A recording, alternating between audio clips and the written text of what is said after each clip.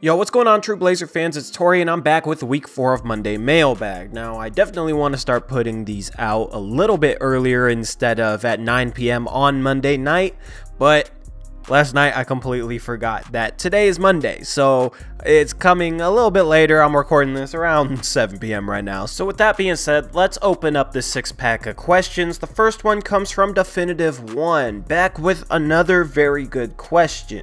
First part of the question, if Curry electrifies, is there any way we can resign or extend him, or did Olshey eliminate any chance of that? Well, every year there is a mid-level exception. If you're paying the luxury tax, it's around 5.5 million or somewhere in that range. If you're not paying the luxury tax, it's around 9 million. So depending on what our payroll is, we could be in the market to bring him back. However, he's not like a normal free agent of ours since we don't have his bird rights since we only signed him to a 1-year deal. Part 2 says, you said you like Harkless and Aminu at the 3 and 4. I agree. So do you eventually like Zach at the starting 4 or the starting 5? And if he excels at the 5, do you support moving Nurk for an upgrade at small forward? Perhaps guys like Tobias Harris or Otto Porter, 2 guys you mentioned that I'd love to have either. It just depends on Zach Collins' development. If he's able to switch on to 3s and switch with Harkless, I really would like Zach Collins as a starting 4. I just like the Harkless-Aminu pairing because they're able to switch between small forwards and power forwards, and they can guard guards. You know, Zach Collins probably wouldn't be able to guard guards, but if he is at least switchable with the other forward spot, I would like him at power forward with Nurk. That would be some serious size and rim protection inside.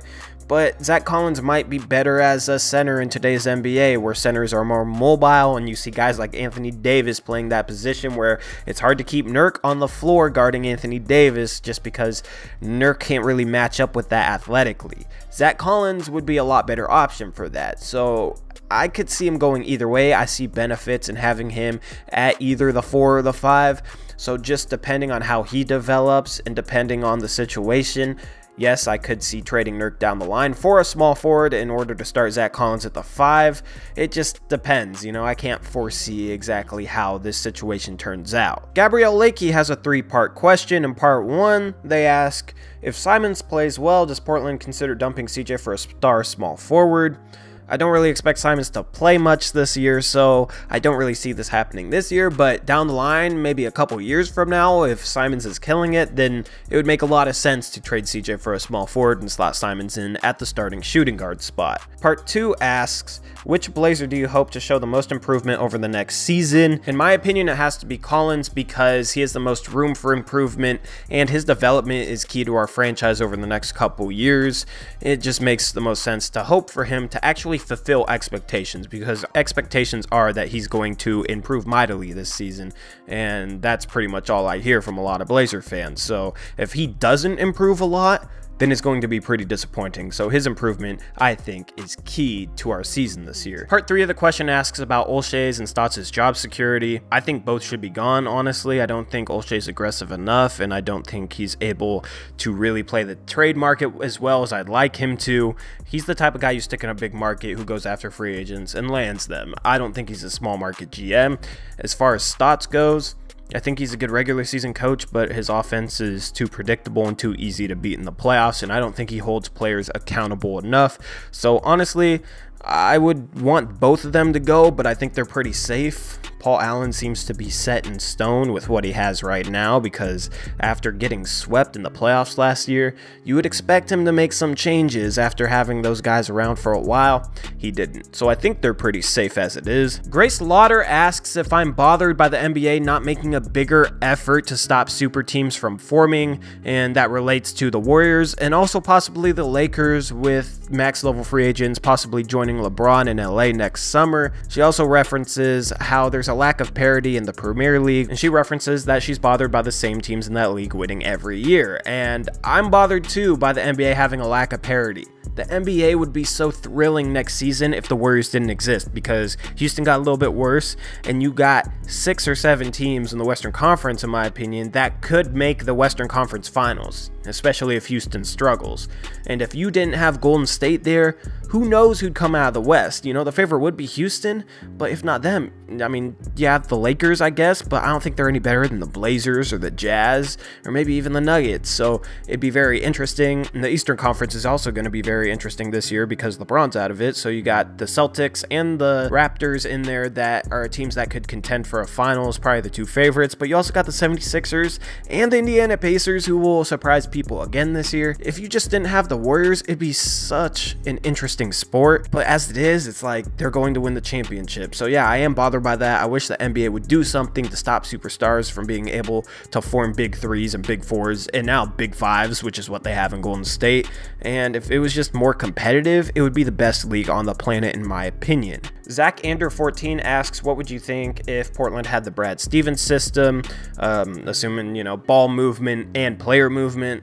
I think we'd be a lot better, especially in the postseason, because we'd be a lot harder to guard. It's hard to guard against ball movement and player movement. Stagnant offenses with a guy that ISOs a lot and pretty much only runs simple pick and roll is very easy to trap and very easy to defend and game plan against. And I think that was our problem in the postseason last season. I don't think it was Dame choking or all these narratives that the national media is pushing while also saying, oh, Dame should come play here because he'd be a great player here, but he's not great in Portland because he choked, which makes no sense. But I think it was on the coaching staff, and I think if you had Brad Stevens coaching our team last year, I think we would have won that first round series against the Pelicans and would have pushed the Houston Rockets in the second round. I don't think it's a personnel issue. I think it's an offensive issue, and I don't like the way we played offense last year. So hopefully that changes. I do think a system like Brad Stevens would help our team out a lot. GL Swenson has a two-part question. Number one, where would you like to see the Blazers set up a G League affiliate? Salem, Vancouver, or Hillsborough? Now, I'm not sure if you mean Vancouver, Washington or Vancouver, Canada. Being from Vancouver, Washington, and Eric's from Vancouver, Washington as well, the guy who started this channel and does the full game highlights for those of you who are new. We're both from Vancouver, Washington, so it would be really cool to have a G League affiliate here because I'd probably go check out a ton of those games because they'd be basically in my backyard, and it would help me be able to give you guys feedback on guys like Anthony Simons playing in the G League and what I'm seeing in person from him. That would be cool. I'm not sure it makes the most business sense though. I assume they would look at Vancouver, Canada, because you'd probably get some fans turning out for that game. You know, Vancouver lost their NBA team, but they still have a pretty solid fan base up there, I guess. It's a big city as well. So I do think that Vancouver, Canada would make the most business sense, but I would like to see it in my backyard, Vancouver, Washington. Part 2 of this question asks, with the current roster, do you think a coaching system change should be in order? With the shooting ability of Dame, CJ Curry, Stauskas, Trent Simons, Aminu, and to a lesser extent, Baldwin and Collins, should we be playing more perimeter-centric like the Rockets do? Perhaps running small lineups of shooters like Dame, CJ, Curry, Trent, and Collins Aminu is a 5-man lineup. Obviously, there are some defensive issues there, but the shooting and spacing would be an insane death lineup in my opinion. I've been running with this lineup in 2K and it gets buckets. I don't think we should try and emulate Houston. I do think we need more player and ball movement though, and I think that would lead to better and more open threes. I just think we got to kind of play a type of system that the Warriors do almost, just a lot of screens in transition, looking to push the pace, looking to move the ball, and I really think that's the type of offense we should be running. The Brennanator asks, can Dame be the scoring leader for the entire NBA this season?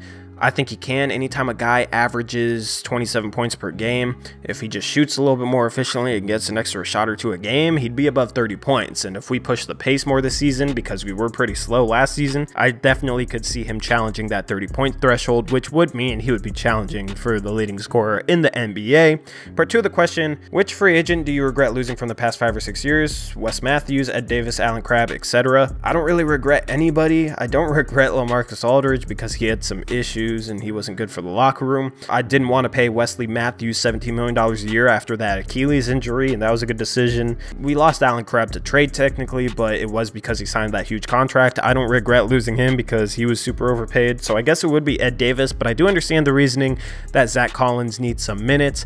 I'm going to miss Ed Davis though, so I guess that's my answer. Anyway, thank you guys for your questions. Make sure to leave a question down below and I'll answer it next week. It will be the day after FanFest, so I'll have a vlog coming out hopefully that day as well, and just leave your question down below, and I hope you guys are enjoying this series so far. Anyway, that's all I got for now. This has been Torey. Peace out. Go Blazers.